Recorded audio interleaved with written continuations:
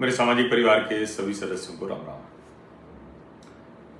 बांकीपुर और दतिया भारतीय जनता पार्टी हार गई। दतिया तो पहले भी नरोत्तम मिश्रा हार गए थे। राजेंद्र भारती की सदस्यता वो रद्द हुई तो फिर से चुनाव हुआ। कमाल की बात यह है कि लगभग जितने से नरोत्तम मिश्रा हारे थे, लगभग उतने से ही आशुतोष तिवारी भी हार गए। कांग्रेस पार्टी जीत गई तो कांग्रेस को सबसे पहले बधाई। बांकीपुर में प्रशांत किशोर जीत गए, उनको बधाई। अब उस पर मैं चर्चा कर चुका हूं, बात कर चुका हूं। सवर्ण मतदाताओं की नाराजगी, निराशा, बहुत कुछ है जो उसमें शामिल है। भारतीय जनता पार्टी का कैसे वो काम कर रहे हैं वो शामिल है। सलाह लेना समाप्त हो गया है, प्रक्रिया कैसी हो गई है। और कमाल की बात यह है कि उसका एक परिणाम देखने को मिला था जब 2024 में नड्डा जी ने कह दिया था कि भाजपा बड़ी पार्टी हो गई, अब संघ की उस तरह से आवश्यकता नहीं रह गई। हालांकि मैं अभी भी देखता हूं कि नैरेटिव के मसले पर भाजपा तो कहीं टिकती नहीं, संघ ही जो अपना चलाता है उसी से नैरेटिव में कहीं खड़े हो पाते हैं, टिक पाते हैं। अब जाहिर है कि बांकीपुर नितिन नवीन की टीम है और मैंने एक बार कहा था कि नितिन नवीन को हल्के में मत लीजिए, लेकिन लगता है कि वो ज्यादा भारी हो गए और इसीलिए उनकी सीट पर प्रत्याशी चयन वो सब जैसे भी हुआ। अब अलग अलग लोग कहते हैं, कोई कहता है कि पहला प्रत्याशी उन्होंने चुना था, कोई कहता है कि दोनों प्रत्याशी उन्होंने चुने थे। अब मुझे चूंकि उसकी पक्की जानकारी नहीं है तो मैं पक्के तौर पर नहीं कह सकता, लेकिन राष्ट्रीय अध्यक्ष की सीट है और वहां एक ढंग का प्रत्याशी नहीं अगर मिल पाया तो ये सचमुच बड़ी चिंता की बात है। एक तरह से कहें कि ये मतलब पार्टी में जिस पार्टी में कहा ही जाता है कि कार्यकर्ता निर्माण, व्यक्ति निर्माण जहां तैयार किया जाता है, प्रशिक्षण चलता ही रहता है, वहां एक अगर इतना बढ़िया कार्यकर्ता नहीं मिला जिसको प्रत्याशी बनाया जाता, और बढ़िया तो नहीं था, नीरज न तो बढ़िया था न अभिषेक बंटी बढ़िया था। और एक और संकट हो गया है, जो नितिन नवीन के आसपास उनके साथ युवा मोर्चा में काम किए हुए लोग हैं, जिनको लग रहा है कि अब हम राष्ट्रीय टीम में शामिल हो जाएं, तो वो भी एक संकट है। वो नितिन नवीन को महान बनाने के चक्कर में लगे रहे। बांकीपुर में प्रशांत किशोर से लड़ते लड़ते उसी को महान बना डाला, ऐसा महान बना डाला कि वो विधायक हैं और सम्राट चौधरी से सीधे वो त्याग पत्र मांग रहे हैं, कह रहे हैं मोदी जी बदल दीजिए। लेकिन इस सब को छोड़ देते हैं, बात तो अब बांकीपुर से आगे की होनी चाहिए। और मैं बांकीपुर की बात नहीं कर रहा हूं, लेकिन नितिन नवीन की बात कर रहा हूं। एक तरह से नितिन नवीन की भी बात नहीं कर रहा हूं, लेकिन नितिन नवीन चूंकि राष्ट्रीय अध्यक्ष हैं तो उन्हीं से संबंधित है। अब मैं खबर देख रहा था और मैंने सोचा कि जरा उस पर बात की जाए। तो जब मैं खबर देख रहा था तो उसमें मैं देख रहा हूं कि नितिन नवीन जी को अध्यक्ष बने हुए जनवरी, फरवरी, मार्च, अप्रैल, मई, जून और जुलाई 7 महीने हो गए उनको पूर्णकालिक अध्यक्ष बने हुए। अगर दिसंबर भी जोड़ दें, कार्यकारी अध्यक्ष जब वो बनाए गए थे तो हो गए 8 महीने। लेकिन कार्यकारी वाला हटा देते हैं। हालांकि भारतीय जनता पार्टी में जो कार्यकारी अध्यक्ष बनता है उसी को अध्यक्ष बनना होता है, इसमें कोई भ्रम नहीं रहता। तो उनको तब से समझ में तो आ गया होगा। अब कोई ये कह सकता है कि भाई वही थोड़ी टीम बनाते हैं, अमित शाह बनाते हैं, दूसरे लोग बनाते हैं। ये भी आप कह सकते हैं, ये भी इसमें आप कह सकते हैं, इसमें कोई दिक्कत नहीं है। लेकिन जरा आप सोचिए, 7 महीने का पूर्णकालिक अध्यक्ष अपनी टीम बनाने की मंशा भी रख रहा है क्या? जैसे मैंने कहा था ना नितिन नवीन को हल्के मत लिए, तब उनकी प्रशंसा की थी। वो अपने लोगों को बनवाने में कामयाब रहे जगह जगह। अभी 7 महीने हो गए उनको। अब फिर मुझे ध्यान में आएगा, अच्छा चलो नितिन नवीन जी राष्ट्रीय अध्यक्ष हैं, प्रदेश अध्यक्ष उत्तर प्रदेश के, तो पंकज चौधरी ऑफिस मतलब अध्यक्ष बने थे 14 दिसंबर 2025। ये प्रेसिडेंट बने थे 14 दिसंबर 2025 और इन्होंने टीम कब बनाई? इन्होंने टीम बनाई 25 जून 2025।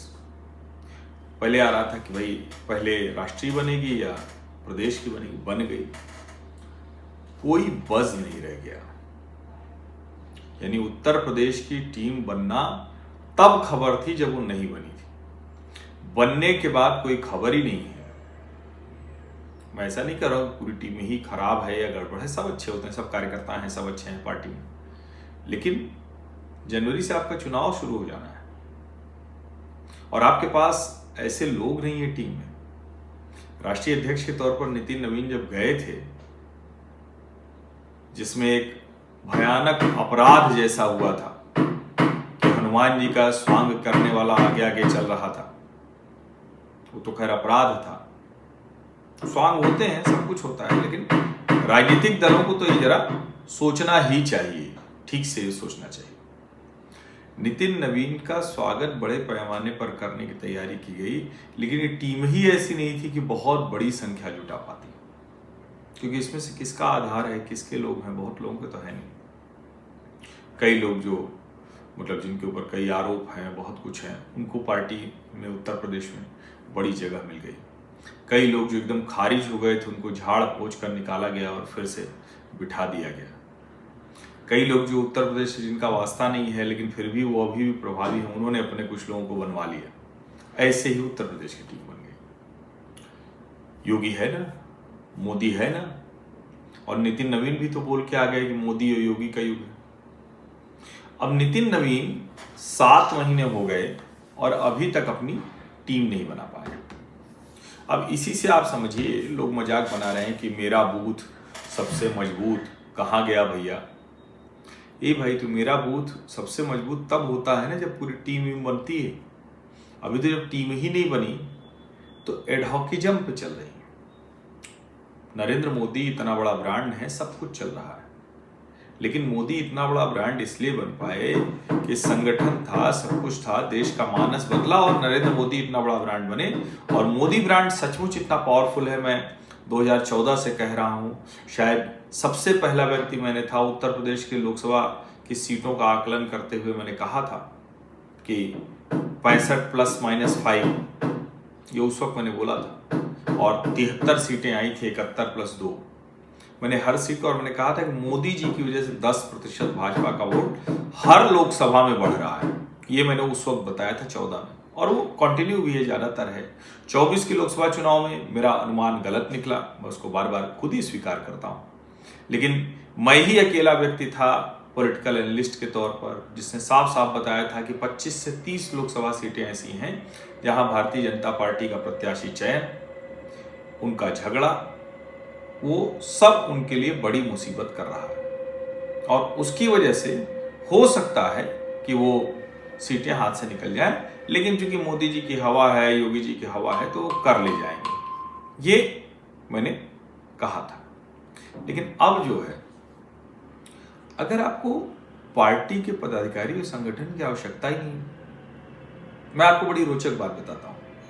लोग कहते हैं सरकार में मोदी जी हैं, अमित शाह हैं, ठीक है, मैं आपको संगठन की बात बता रहा हूं। संगठन के पदाधिकारी जो हो गए हैं, वो सामान्य चर्चा में कहते हैं भाई ठीक है, हम तो हो गए हैं, बाकी तो सब वोट तो देखो, वोटवा तो भैया मोदी के नाम पर मिलना है, योगी के नाम पर मिलना है।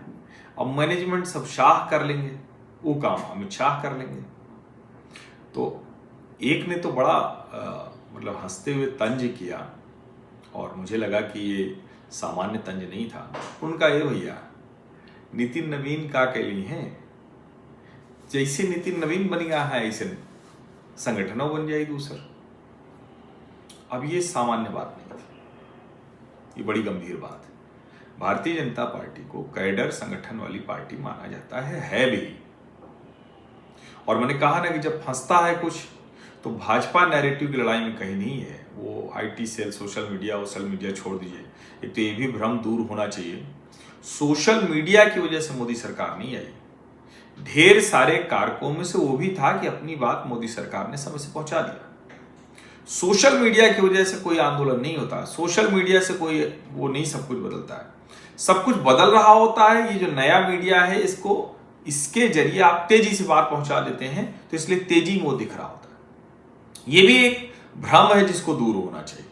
और इसीलिए मैं कह रहा हूं, कई चीजें हैं जो राजनीति के लिहाज से, दूसरे लिहाज से, उन सबको दुरुस्त किया जाना चाहिए। ये समझना बहुत आवश्यक है। और जब इस तरह से भ्रम बन जाता है कि सब सोशल मीडिया से होगा, तो संगठन का कोई मतलब नहीं, किसी चीज कोई मतलब नहीं। जैसे मैं कहता हूँ ना, ठीक है आप फेसबुक, इंस्टा, एक्स सब पर एक्टिव होइए, बढ़िया है वो, लेकिन क्या सिर्फ उस पे एक्टिव होने से कोई नेता बन गया क्या? हाँ, मोदी जी हैं तो मोदी जी नेता हैं इसलिए उनकी बात उतनी दूर तक जाती है, ये आप समझिए। ब्रांड मोदी डाइल्यूट हो गया तो कोई सोशल मीडिया, कोई कैंपेन, कोई कुछ नहीं बचा पाएगा, वही है आपको बचाए हुए। लेकिन अब जो मूल बात जो नितिन नवीन से संबंधित मैं कह रहा था और बांकीपुर से संबंधित नहीं है, भाई टीम नहीं बन पा रही, अब तो पता नहीं कब बनेगी। मंत्रिमंडल भी विस्तार होना था, वो भी पता नहीं कब होगा। हम लोगों ने उत्तर प्रदेश का देख ही लिया, बहुत ही मतलब टीम का चयन तो बहुत ही खराब है, अच्छा कतई नहीं है। जिस तरह से लोगों को रखा गया है वो सब जिसको कहते हैं ना कि जुगाड़ू, सिफारिशी, बस भर दो संगठन के तौर पर, कार्यकर्ता के तौर पर। अच्छा, जुगाड़ू सिफारिशी 10% हो सकता है, 20% हो सकता है, ठीक है, सबकी जरूरत होती है, आवश्यकता होती है। अब नितिन नवीन जी की टीम नहीं बन पा रही, और टीम बनेगी भी तो क्या उस लिहाज से बन पाएगी जो 27 का विधानसभा चुनाव और फिर 28, 29 का लोकसभा चुनाव, उसके लिहाज से तैयारी कर पाएगा, इसको समझिए। बाकी तो ठीक ही है, बाकी तो विश्लेषण हो ही रहा है, सवर्णों की नाराजगी, मुद्दों पर नाराजगी, यूजीसी, रिजर्वेशन की सीमा बढ़ाते चले जाना, ऐसी बहुत सी चीज़ें हैं वो चल ही रही। और फिर मैं कह रहा हूँ, जब नैरेटिव का मसला आता है तो संघ ही काम आता है, संघ से जुड़े ही चीज़ें काम आती हैं।